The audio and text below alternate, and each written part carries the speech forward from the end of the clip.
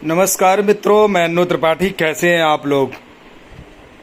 बहुत सारे भाई बार बार मुझसे बस यही पूछ रहे हैं कि अन्नू भैया आपका स्वाद कैसा। आपके अन्नू भैया सही हो गए हैं, बस ये थोड़ा थोड़ा हल्का हल्का सूजन है, तो परेशान होने की ज़रूरत नहीं, वो भी सही हो जाएगा। आप लोगों का आशीर्वाद सदैव मिलता रहे। 16 तारीख वालों ने बेइज्जती ऐसी करा दी है कि अब मैं कुछ कह नहीं सकता हूँ। शांति का वातावरण चल रहा है, अब 1-2 दिन सोचा जाएगा, फिर उसके बाद में फिर भड़कना स्टार्ट होगा। खैर वो तो आम बात है, लेकिन 16 तारीख में आखिर कौन सी बेइज्जती हुई उसका भी वीडियो क्लिप आप देख लीजिए, जहां पर सीधे सीधे हमारे चौकीदार की जो निशानी है साफा, उसकी बेइज्जती कर दी गई न्यूज वालों के सामने। आखिर क्यों? ऐसी क्या मजबूरी थी? क्या नेता बनना चाहते थे? आखिर नेता बनने के लिए क्या पगड़ी का इस्तेमाल नहीं करना है? सोचिए आप इस वीडियो को एक बार अगर देख लेंगे तो शायद आपको बहुत कष्ट होगा। मैं साइड में एक क्लिप चला रहा हूं, आप लोग इस क्लिप को देखिए कि किस तरह से पगड़ी का सम्मान नहीं किया गया। इतनी भी क्या मजबूरी थी? आप लोग देखिए इस क्लिप को। इस ग्रामीण पुलिस को आज, जिसका नाम चौकीदार है, आज उसे 15 से लेके 2500 रुपये 2500 रुपये तक मिलता है।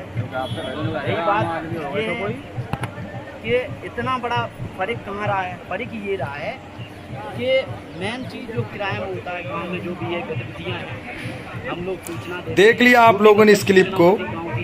अब सोचिए अब इसके बारे में आप क्या कहना चाहते हैं। दूसरी बड़ी खबर बता दूं कि उत्तराखंड के एक पांडे जी हैं जो कि अध्यक्ष, कोषाध्यक्ष बताए जाते हैं। आंखों में आंसू आ गए, गरीबी की वो मार जो झेल ना सके और रो पड़े। आत्महत्या करने तक की भी चेतावनी सरकार को दे डाली। बात सिर्फ इतनी थी कि देहरादून सरकार से मिलने गए, लेकिन सरकार ने मिलने से मना कर दिया। ये सबसे बड़ा दुर्भाग्य है। लेकिन मैं उत्तराखंड के लोगों से एक ही बात कहना चाहता हूं, एकता में ही बल है। आप एकता में नहीं होंगे तो ऐसे पांडे जी जैसे लोग रोते रह जाएंगे और जने कितने लोगों की जान चली जाएगी। ये सरकार को कोई फर्क नहीं पड़ेगा। इसलिए आपको जागरूक होना पड़ेगा। जागरूक होगे, सफलता आपको अवश्य मिलेगी। 30 तारीख को उम्मीद करते हैं कि अगर सरकार को जरा सी भी शर्म होगी तो 30 तारीख को इंसाफ हमारे चौकीदारों के साथ कर देगी। लेकिन अगर किसी भी तरह से हीला हवाली हर बार की तरह की गई और हमारे चौकीदारों को चटनी चटाई गई, तो एक बात याद रखना, मैं सरकार को ये चीज कहना चाह रहा हूं वीडियो पर बैठ करके, माननीय गृह मंत्री जी, ये आपके विभाग का मामला है। अगर इस पर किसी भी तरह से 30 तारीख को मामले को संज्ञान में लेकर चौकीदार समस्त उत्तर प्रदेश से लेकर उत्तराखंड के लोगों का उद्धार नहीं किया गया तो आप एक चीज समझ लीजिए कि हमारा चौकीदार वो काम करेगा और ये अन्नू त्रिपाठी क्या करेगा, ये तो भगवान के हाथ में है। सच्चाई बता रहा हूं, किसान आंदोलन छोटा पड़ जाएगा अगर किसी भी तरह से हमारे ग्राम प्रहरियों के साथ बर्बरता की गई। आज मैं देख रहा हूं कि भारत में ऐसा कोई विभाग नहीं है जिस विभाग का वेतनमान सम्मानजनक ना हो, लेकिन आज मेरा चौकीदार परेशान है।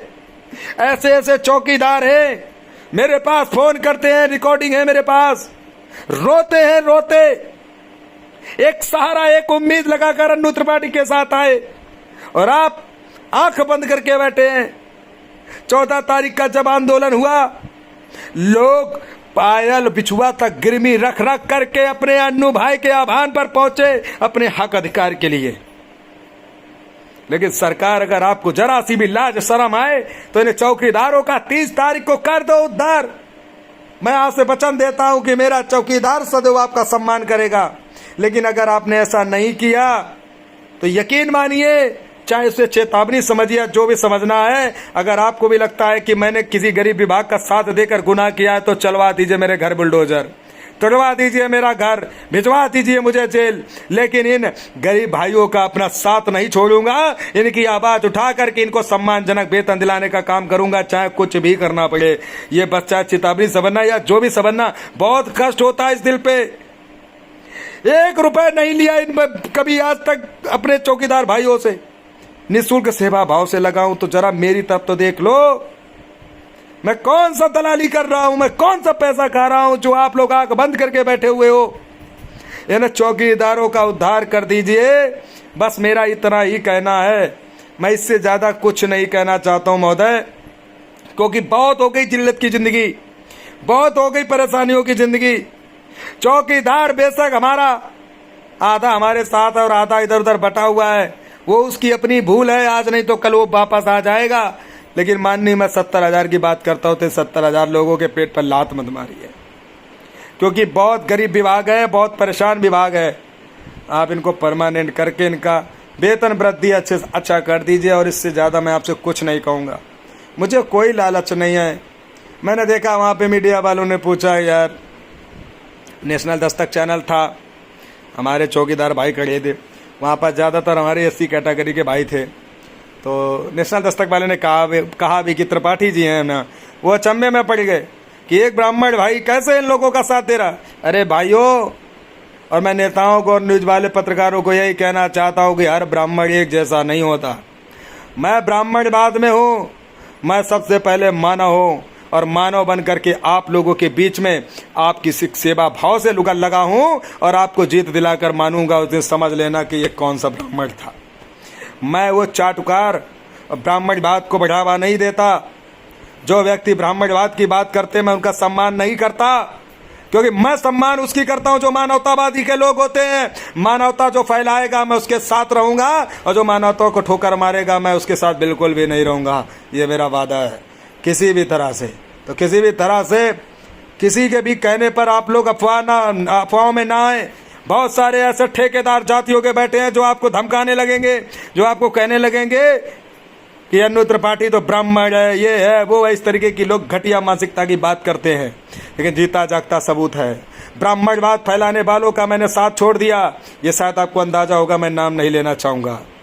और एक जात के ठेकेदार हैं जो SC OBC की बात करते हैं, मैंने ऐसे लोगों को भी लात मारने का काम किया। क्यों? क्योंकि जातवादी लोगों का मत साथ नहीं देता। मुझे मेरे साथ जिसको भी आना है तो मानव बन करके आइए, गले लगा लूंगा। चौकीदार बनकर आइए, सीने लगा लूंगा। लेकिन ठेकेदार बनकर आओगे तो ऐसे लोगों का मैं सम्मान नहीं करता। नमस्कार, जय हिंद, जय भारत।